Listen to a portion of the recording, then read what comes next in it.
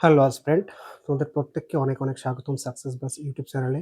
কিন্তু পরম দুঃখের সঙ্গে আমাকে জানাতে হচ্ছে, দীর্ঘদিন ধরে এই বিষয়ে আমি কোনো ধরনের কোনো কমেন্ট রাখিনি, কোনো ধরনের কোনো আলোচনা রাখিনি, কিন্তু আজ আর নিজেকে আটকে রাখতে পারছি না। কারণ অপেক্ষার প্রহর গুনতে গুনতে আজ আমরা ক্লান্ত। যে সকল ভাই বোনেরা আমার, যে সকল স্টুডেন্ট আমার, যারা পরীক্ষা দিয়ে এখনো পর্যন্ত রেজাল্টের আশায় বসে রয়েছে, তাদের দুঃখ দুর্দশা, তাদের কমেন্ট, তাদের এসএমএস, তাদের কল, এগুলো তোলার পর নিজেকেই এখন অনেক বড় দোষী মনে হয় যে আখির এত দেরি কেন করছে পিআরবি বোর্ড। কি কারণ রয়েছে? কেন এতটা তাদের অপেক্ষার প্রহর গোনাচ্ছে আর তাদেরকে এতটা প্রেশারের মধ্যে কেন রেখেছে? একটু হিসাব করে দেখো তো, তোমরা একটু ভেবে দেখো। KP prelims result, WBP means result, clerkship means result, তারপর ডাব্লিউবিএসএসসি গ্রুপ সি এবং গ্রুপ ডি রেজাল্ট। এই যে কতগুলো রেজাল্ট, শুধুমাত্র একটা স্টেট গভর্নমেন্টের এতগুলো রেজাল্ট যদি পেন্ডিং থাকে, তাহলে যারা পরীক্ষা দিয়ে বসে আছে তাদের অবস্থাটা কি হয়? যাদের পরিবার তাদের মুখের দিকে তাকিয়ে আছে, এই আজ বুঝি এলো, আজ সেই সুখবরটা আসবে। এইরকম সময় পার করতে করতে আজ প্রত্যেকটা মানুষ ক্লান্ত। সত্যি বলার কোনো ভাষা নেই। কিভাবে কি বোঝাবো যখন কোনো ভাই, কোনো বোন কল করে বলে, দাদা এখনো পর্যন্ত রেজাল্ট দিচ্ছে না, কতদিন আমরা রেজাল্ট পাবো, এইভাবে যে আর ভালো লাগছে না, না সামনের এক্সামের জন্য পড়তে ভালো লাগছে, না এইভাবে বাড়ি বোঝা হয়ে বসে থাকতে ভালো লাগছে। জানি এই যে যে ফেজ, এটাকে সামনে থেকে ফেস করা, এটাই যে বড় চ্যালেঞ্জ। কতজন বুঝতে পারে, কতজন নিজেকে ধরে রাখতে পারে বলো? তখন না নিজেকেই অনেক বড় গ্লানির মধ্যে ফেলে রেখেছি বলে মনে হয়। কারণ যাদেরকে আশা ভরসা দেখিয়েছি, যাদেরকে প্রিপেয়ার করে পরীক্ষার হলে পাঠিয়েছি, যারা ভালো পারফর্ম করেছে, যারা এক্সপেক্ট করেছিল এতদিনে হয়তো জয়েন হয়ে যাবে, পরিবারের হাসি ফোটাতে পারবো, নিজের জীবনটাকে আরও বেশি আপগ্রেড করতে পারবো, কিন্তু তারাও এখনো পর্যন্ত ঘরে বসে আছে। এসএমএসে প্রচুর পরিমাণে ভাই বোনেরা একই কথা বলছে, দাদা কেপি প্রিলিমসের ব্যাপারে তো কিছু বলো। কি বলবো বলো, কি বলবো? এমনিই তো আমাদের এত ছোট পরিবার, আমাদের আওয়াজ কত দূর পর্যন্তই বা পৌঁছাচ্ছে? খুব যে বেশি দূর পর্যন্ত পৌঁছাতে পারছি তা তো নয়।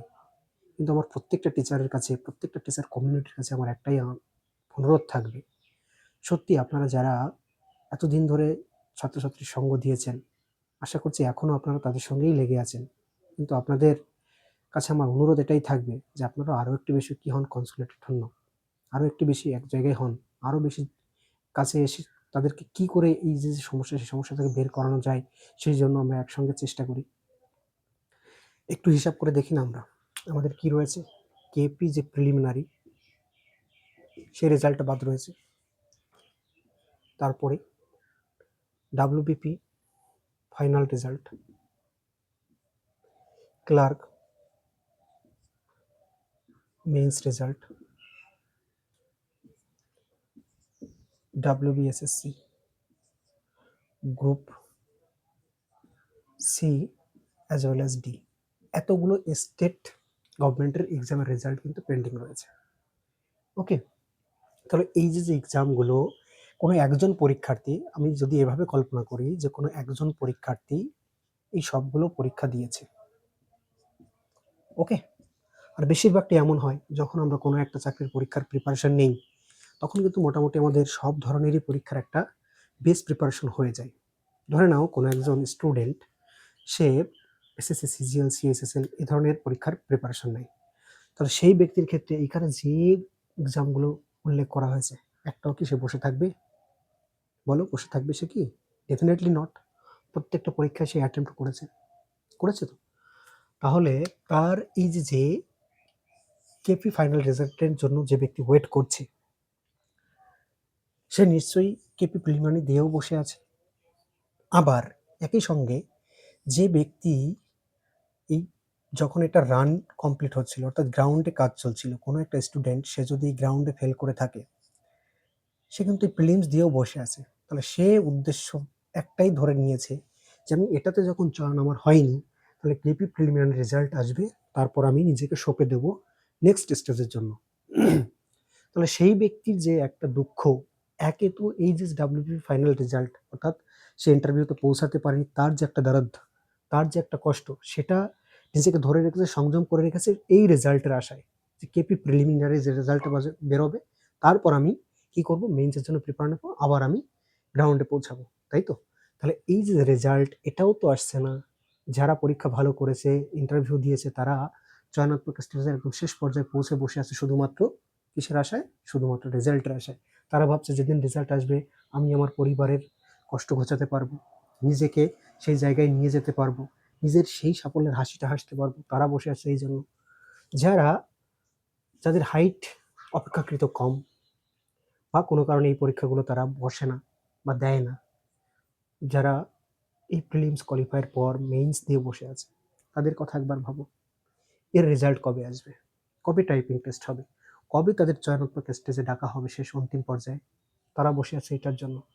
আর সদ্য শেষ হয়েছে কি ডাব্লিউবি, গ্রুপ সি এবং গ্রুপ ডি, এবং তার আনসার কি এসেছে এবং সেটা চুজ করার পর তারা বসে আছে যে ফাইনাল রেজাল্ট বেরোবে, দেন আমরা কি করব?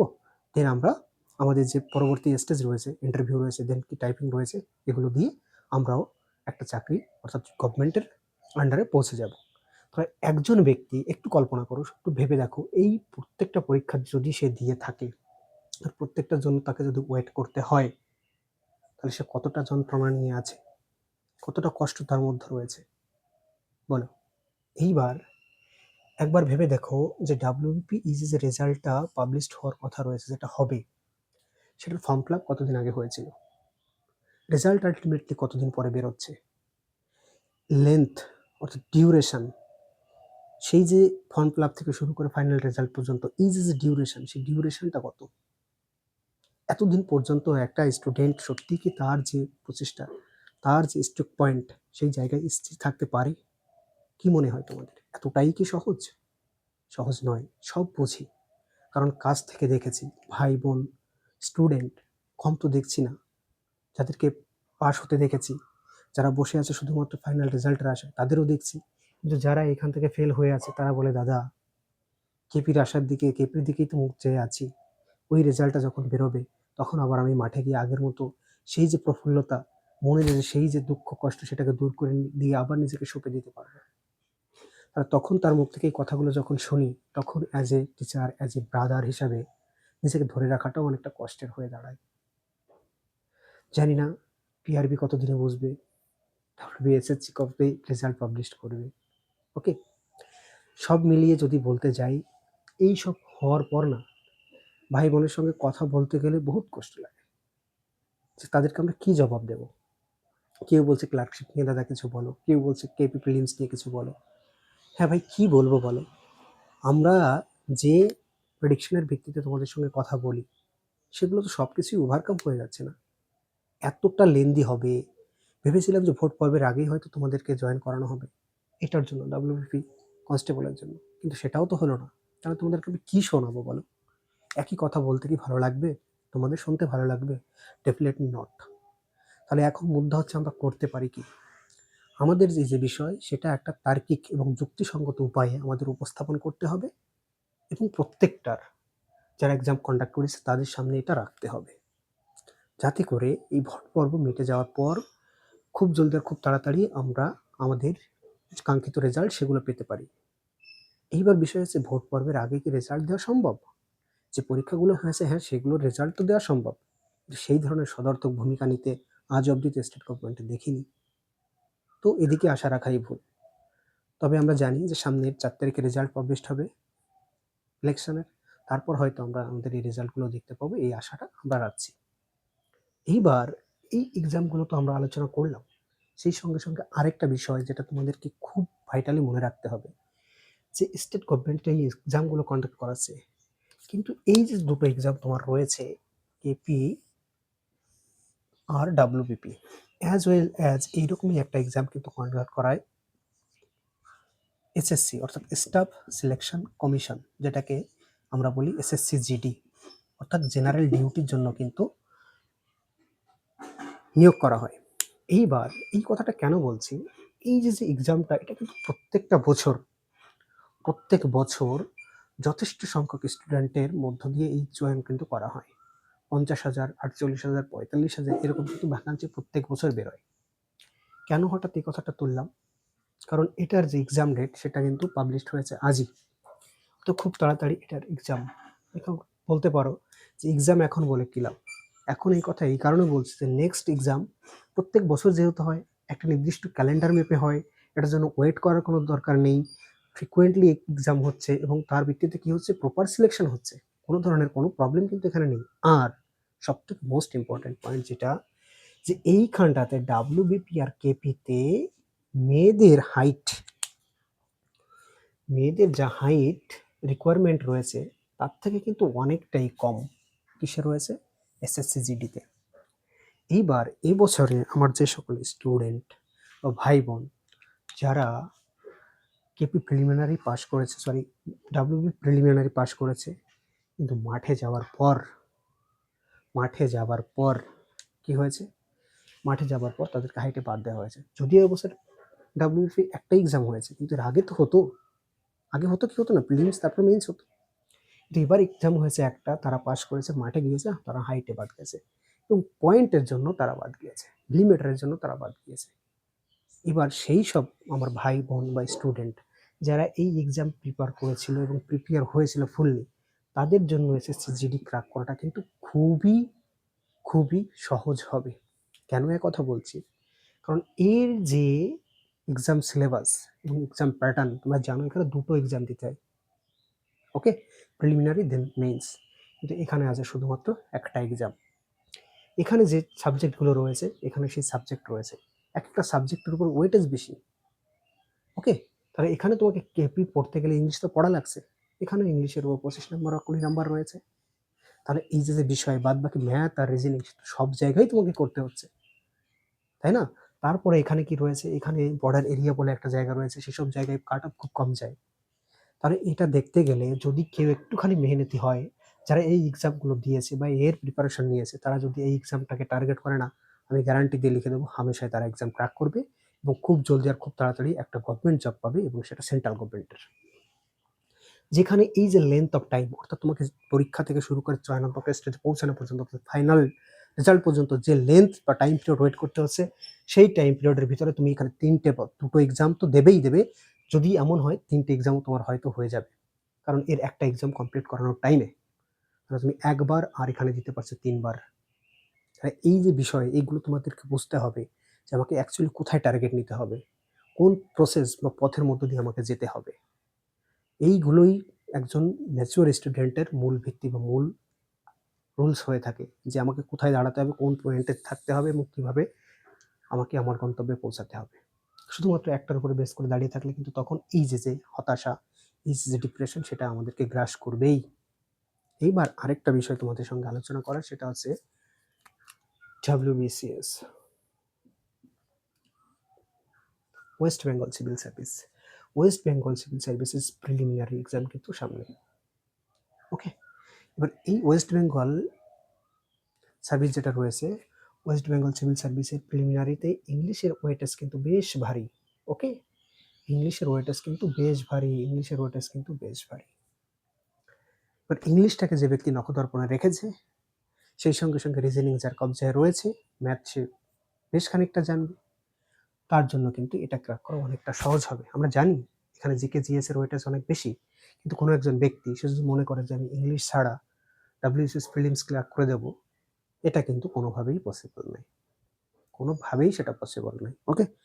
তো আমরা চেষ্টা করব আমাদের নেক্সট যে ক্লাসগুলো রয়েছে, ইংলিশের আমরা প্রপারলি ক্লাস কিন্তু নিয়ে থাকি আমাদের এই যে চ্যানেল সাকসেস বাস ইউটিউব চ্যানেলে। তো সেখানে আমরা WBCS এর প্রিভিয়াস ইয়ার যে এক্সাম প্যাটার্ন এবং তার যে সিলেবাস, সেটাকে অবলোকন করে তার দিকে ফোকাস রেখে ডেডিকেটেড ক্লাস কিন্তু এরপরে দিতে থাকবো। তোমরা জানো WBCS প্রিলিমিনারিতে ফিক্সড প্রিপোজিশন বা অ্যাপ্রোপ্রিয়েট প্রিপোজিশনের কিন্তু একটা হিউজ ওয়েটেজ রয়েছে, সেখান থেকে কিন্তু মোস্টলি কোশ্চেন সেখান থেকেই আসে, ওকে। সেই সঙ্গে সঙ্গে সিনোনিম, অ্যান্টোনিম, তারপরে আমরা জানি ওনার substitution, phrasal verb, phrase, idiom phrase, এই যে কতগুলো মুষ্টিমেয় চ্যাপ্টার যেখান থেকে ফ্রিকোয়েন্টলি কোশ্চেন আসে, সেগুলো যদি আমরা ডে বাই ডে প্র্যাকটিস করি, তাহলে ইংলিশে 25-এর ভিতরে 20 পাওয়াটা কিন্তু কষ্টের সাধ্যের কোনো ব্যাপারই না, ওকে। এবার দেখো, কোনো একটা এক্সাম ক্র্যাক করতে গেলে তোমাকে মেইনলি কোন কোন সাবজেক্টের উপরে জোর দিতে হবে।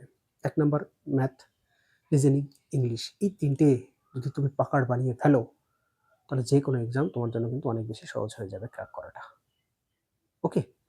তাহলে আমাদের সামনে যে কোন এক্সাম রয়েছে, সেগুলোর দিকে আমাদের ফোকাস রাখতে হবে, আর এটার জন্য তো আমাদের অপেক্ষার প্রহর গুনতে হবে। সেই সঙ্গে সঙ্গে আমাদেরকে যুক্তি এবং তর্কসঙ্গত উপায়ে যেটা আমাদের করা উচিত সেই ধরনের স্টেপ কিন্তু আমাদের সামনে নিতে হবে, যদি খুব তাড়াতাড়ি আমরা আমাদের কাঙ্ক্ষিত রেজাল্ট না পাই। তো হতে পারে সেটা সোশ্যাল মিডিয়ার থ্রু, হতে পারে সেটা ফিজিক্যালি।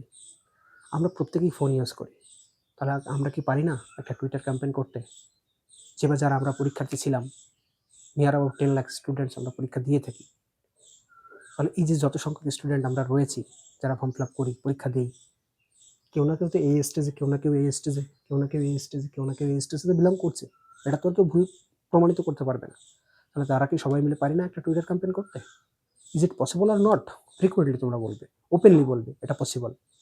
কিন্তু সেই রেসপন্সিবিলিটি, সেই যে অ্যাকাউন্টেবিলিটি, সেটা অবশ্যই তোমাদেরকে শো করতে হবে, সেটা তোমাদের বুঝতে হবে। কোনো একটা প্রকল্পের জন্য যদি আমরা লাইনে দাঁড়াতে পারি, তাহলে নিজের লাইফের প্রকল্পের জন্য আমরা একটা টুইটার ক্যাম্পেইন করতে পারবো না? এটা পসিবল না? কেউ বলছে দাদা একটা গ্রুপ করো, এই করো। আর তাহলে তোমরা কি করছো? তোমরা গ্রুপ করো, অ্যাসোসিয়েট করো, আমরা সঙ্গে আছি। ওকে, তো আজকে এই পর্যন্তই। দেখা হবে নেক্সট ভিডিওতে। আর আশা রাখছি খুব তাড়াতাড়ি তোমরা তোমাদের এই রেজাল্টটা পাবে। এক্সাক্ট ডেট তো বলা সম্ভব হচ্ছে না, হয়তো ভোট পূর্ব মিটিংয়ে তোমরা পাবে। তো বাকি রেজাল্টের জন্য যেভাবে তার্কিক সঙ্গত উপায়ে আমাদের যেটা করা উচিত সেটা আমাদের দ্বারা করতে হবে। নিজের পয়েন্টকে স্টিক রাখতে হবে এবং নিজের স্টার্ট পয়েন্টে দাঁড়িয়ে থেকে নিজেকে নিজের জায়গাটা পরিষ্কার করে নিতে হবে। তো ধন্যবাদ, দেখা হবে নেক্সট কোনো ভিডিওতে। Bye bye, tata.